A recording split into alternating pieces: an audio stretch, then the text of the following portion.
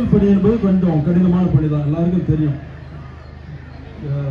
மற்ற துறையினர் மாதிரி விடுமுறை காலங்களில் ஓய்வு எடுக்க முடியாத ஒரு பணி.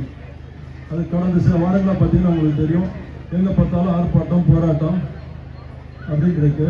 பல்வேறு சங்கங்கள், கூட்டமைப்புகள், அரசியல் கட்சிகள் எல்லாரும் சேர்ந்து ஏதாவது ஒரு ஆர்ப்பாட்டம் போராட்டம் பண்ணிட்டு இருப்பாங்க. அவங்களுடைய கோரிக்கை நியாயமாக இருக்கலாம்.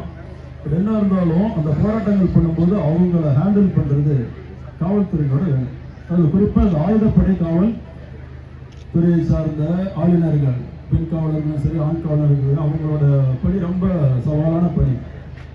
இப்போ ஒரு 2 நாளைக்கு முன்னாடி பார்த்தீங்கன்னா ஒரே நாளில் 4500 பேரை நம்ம அரெஸ்ட் பண்ணி வச்சிருக்கிறோம்.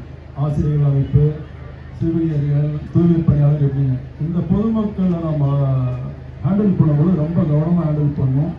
இந்த கடந்த 1 வருடங்களாக பார்க்கும் பொழுது ஆயுதப்படை காவலர்கள், பெண் காவலர்கள் குறிப்பாக இந்த பணியை ரொம்ப சிறப்பாக செஞ்சுட்டு வராங்க.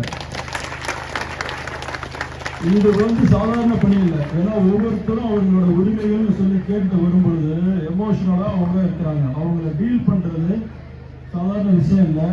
ஒவ்வொருத்தரும் பொதுமக்களோட கவனத்தை ஈர்க்கணும், பல்வேறு கட்சிகளோட கவனத்தை ஈர்க்கணும், ஊடகங்களோட கவனத்தை ஈர்க்கணும்னு நிறைய விஷயங்களை செய்கிறாங்க. அப்படி செய்யும் பொழுது காவல்துறையினர் அவர்களுடைய சமநிலையை இழந்து விடாமல், இவங்களும் அதே மாதிரி கோவப்படாமல் அவங்கள மிக சிறப்பாக கையாளுறீங்க.